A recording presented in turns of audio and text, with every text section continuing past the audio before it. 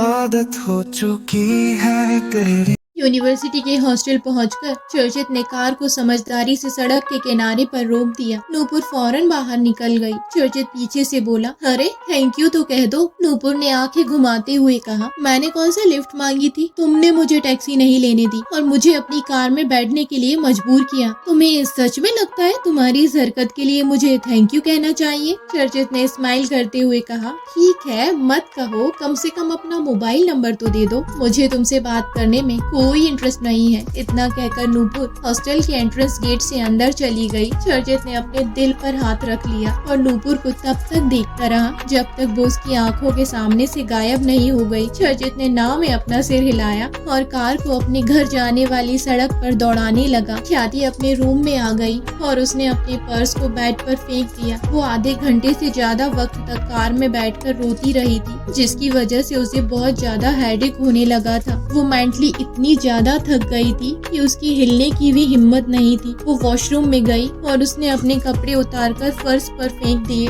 जब उसकी नजर मिरर में अपनी गर्दन के निशान पर पड़ी तो ख्याति की आईब्रोज सिकुड़ गईं। उसकी गर्दन पर स्ट्रॉबेरी के जितना रेड निशान बना हुआ था। ख्याति ने उसे छू कर देखा तो उसे हल्का सा पेन हुआ। ख्याति ने शावर ऑन किया और बहुत सारा शावर जेल लेकर अपनी गर्दन पर बने निशान को बुरी तरह रगड़ने लगी। ख्याति उस निशान को मिटा देना चाहती थी, लेकिन वो कोई स्केच पेन से बना हुआ मार्क नहीं था जो उसके रगड़ने से मिट जाता। वो जितना ज्यादा उसे मिटाने की कोशिश कर रही थी वो उतना ही ज्यादा डार्क होता जा रहा था। ख्याति के रगड़ने से वो धीरे धीरे लाल से नीला होने लगा था। ख्याति की आंखों से आंसू टपकने लगे। उसने मिरर में खुद को देखा और आंसू पोंछते हुए बोली, मिस्टर कपूर, चाहे कुछ भी हो जाए मैं बहुत जल्द आपके पैसे लौटा दूंगी। मैं इस तरह घुट घुट कर नहीं जी सकती। शावर लेने के बाद ख्याति ने एक पिंक कलर का नाइट सूट पहन लिया और जल्दी से अपने बालों को ब्लो ड्राई करके बेड पर आ गई। ख्याति ने कितनी भी कोशिश की हो लेकिन वो सो नहीं पाई। उसे आंखें बंद करने पर सरवुज का गुस्से से लाल फेस नजर आ रहा था और बार बार सरवुज के हाथों का मूवमेंट वो अपनी बॉडी पर फील कर सकती थी। उसे पहली बार किसी लड़के ने इस तरह छुआ था।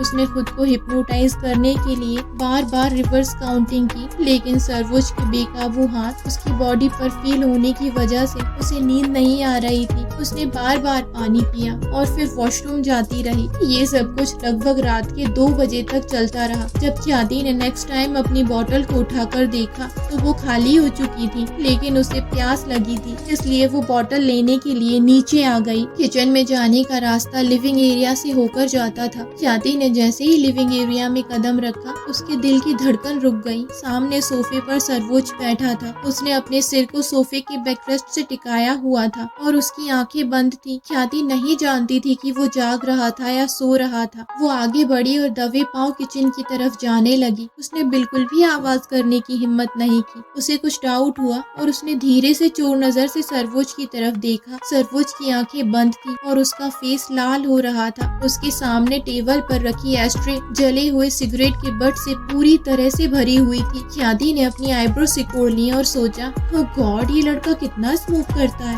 एक पल के लिए उसके दिल में ख्याल आया वो सरवोज को रूम में जाकर सोने के लिए कहे, लेकिन तुरंत ही उसने अपने माइंड से ये ख्याल झटक कर बाहर निकाल दिया और सरवोज को इग्नोर करने का फैसला किया। वैसे भी सरवोज से बात करना मधुमक्खी के छत्ते में अपना हाथ डालने के बराबर था। वो किचन से पानी की बोतल लेकर जब वापस आई तब भी सरवोज वैसे ही सोफे पर पड़ा था। ख्याति चुपके से वापस ऊपर जाना चाहती थी, लेकिन तभी उसने सरवोज के मुंह से कुछ बड़बड़ाने की आवाज सुनी। ख्याति के बढ़ते हुए कदम रुक गए। उसे लगा सरवोज के साथ कुछ गड़बड़ है। उसने करीब जाकर देखा तो सरवोज उसकी आंखों के सामने फिसलकर सोफे पर गिर पड़ा। ख्याति बुरी तरह घबरा गई। उसने आसपास देखा, कोई भी सर्वेंट नहीं था। उसे याद आया जब वो आई थी तब भी मेंशन में कोई सर्वेंट नहीं था। सरवोज का फेस अनएक्सपेक्टेड तरीके से रेड हो रहा था। ख्याति ने उसे धीरे से पुकारा, मिस्टर कपूर, लेकिन सरवोज ने कोई भी रिएक्ट नहीं किया। ख्याति ने एक बार फिर कोशिश की, लेकिन सरवोज हिला तक नहीं। अब तक ख्याति को समझ में आ गया था कि वो जाग नहीं रहा है। उसने सरवोज को छूने के लिए अपना हाथ बढ़ाया, लेकिन डर की वजह से उसका हाथ कांपने लगा। सरवोज को छूने की उसकी हिम्मत हिम्मत नहीं हो रही थी। ख्याति ने सोचा, क्या इसे कुछ प्रॉब्लम है,